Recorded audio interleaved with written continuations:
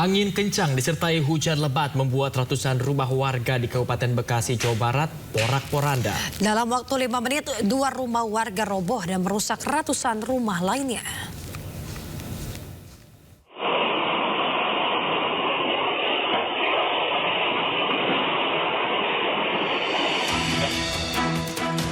Angin puting beliung disertai hujan lebat menerjang ratusan rumah warga di Desa Sumberjaya, Kecamatan Tambun Selatan, Kabupaten Bekasi, Jawa Barat. Akibat peristiwa ini, ratusan rumah warga di 4 RT mengalami rusak pada bagian atap dan genteng.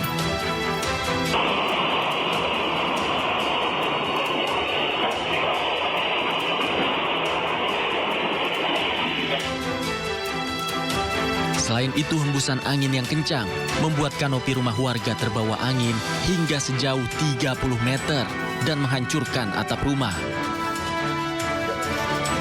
Angin disertai hujan datang secara tiba-tiba, diawali oleh suara gemuruh dan langsung menyapu atap rumah warga. Gimana, Bang? Awalnya hujan deras. Hujan deras, angin kecil, terus langsung gede, langsung puting beliung. Kalau Abang terdampak, apanya Bang yang rusak, Bang? Kalau saya, bagian atapnya aja sih, asbesnya pada kabur, pada terbang. Hingga Kamis siang, warga mulai memperbaiki atap rumah mereka dan membersihkan sisa puing-puing. Tidak ada korban akibat peristiwa ini, namun kerugian ditaksir mencapai miliaran rupiah. Dari Kabupaten Bekasi, Jawa Barat, Didit Junaidi, iNews melaporkan. Ya, pemirsa, seorang pemotor terluka akibat tertimpa pohon besar yang diterjang angin di Kuningan, Jawa Barat. Warga pun berusaha menolong korban. Pohon berukuran besar tumbang menutup jalan raya utama penghubung Cirebon Kuningan, Jawa Barat. Naas, peristiwa itu terjadi saat seorang pengendara motor melintas di bawahnya. Warga pun langsung bergegas menolong korban dan membawanya ke puskesmas. Usai peristiwa itu, tim BPBD dan Damkar Kuningan serta segera mengevakuasi batang pohon yang melintang di jalan raya. Sementara polisi mengurai kemacetan lalu lintas.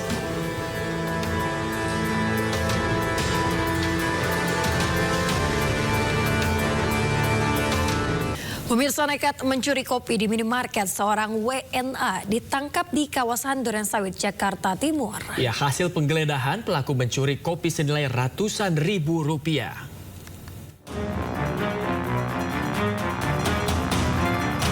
Seorang warga negara asing, AB, 41 tahun, terekam CCTV saat mencuri di sejumlah minimarket di kawasan Malakasari dan Malakajaya, Durensawit, Jakarta Timur. Karyawan minimarket langsung mencari pelaku dan menangkapnya di Jalan Delima hingga diamankan ke sebuah minimarket guna menghindari amuk massa. Hasil penggeledahan, warga menemukan kopi sasetan dengan jumlah banyak dan dimasukkan ke tas. Total, hasil curian pelaku mencapai nilai ratusan ribu rupiah. Dalam waktu 1 hari, pelaku melancarkan aksinya di 5 minimarket. Kayak orang belanja biasa sih. Sempat beli apa katanya? Gak sempat. Oh, milih-milih. Ya, muter-muter aja dia. Oh, pas lengah dia ngambil. Ya. Oh, siap. Ada kamar CCTV. Kamar CCTV ada. Polisi yang tiba di lokasi langsung membawa pelaku beserta barang bukti ke Mapolsek Durensawit, Jakarta Timur guna pemeriksaan. Di Jakarta, Rio Manik, iNews melaporkan. Pemirsa, seorang bocah sekolah dasar di kawasan Srengseng Sawah, Jagakarsa, Jakarta Selatan menjadi korban penjamretan ponsel saat mengendarai sepeda. Ya, aksi pelaku terekam oleh kamera pengawas.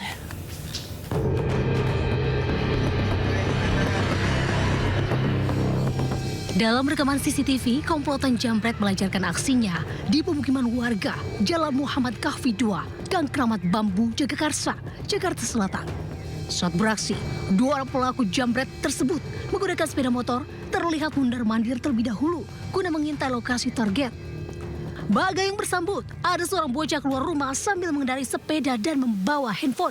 Tak berselang lama, pelaku yang mendahului korban menunggu di pertigaan tak jauh dari rumah korban. Melihat situasi di sekitar lokasi yang sepi, dengan leluasa, pelaku menjamret handphone bocah tersebut. Korban sempat mengejar pelaku hingga tersungkur. Naik sepeda dijamret.